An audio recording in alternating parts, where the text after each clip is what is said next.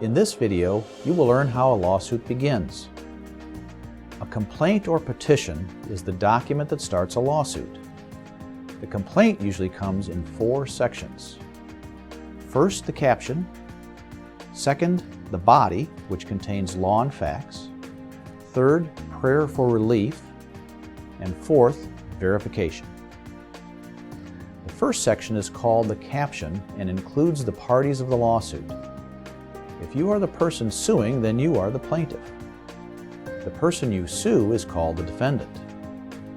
In some cases, like divorce, the parties are called the petitioner and the respondent, and the complaint is called a petition. When you sue, you must first decide whom to sue. You can list more than one defendant. If you want to sue a business, you need to make sure you list the right name. If you are suing a corporation in Illinois, to find its official name, visit the Secretary of State's website at cyberdriveillinois.com. For example, Dan hires Polly to build a garage for $4,000 and they sign a contract. Polly builds the garage, but Dan refuses to pay. Polly sues Dan in small claims court. Polly is the plaintiff and Dan is the defendant. If the garage was built for a business, Polly would need to find out if Dan was the right person to list as the defendant and if she should list other owners or businesses. The second section is known as the body of the complaint. This is where you state the facts of your case and what law or laws apply to your case. Each fact should be in its own numbered paragraph. Using our example, Polly would state the facts in her complaint. She would also attach a copy of the contract.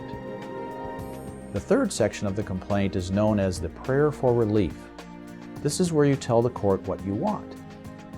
Using our example, Polly would write at the end of her complaint that she wants a judgment against Dan for $4,000 plus interest and court costs.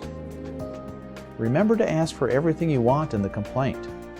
If you do not ask for it in your complaint, then the court may not give it to you.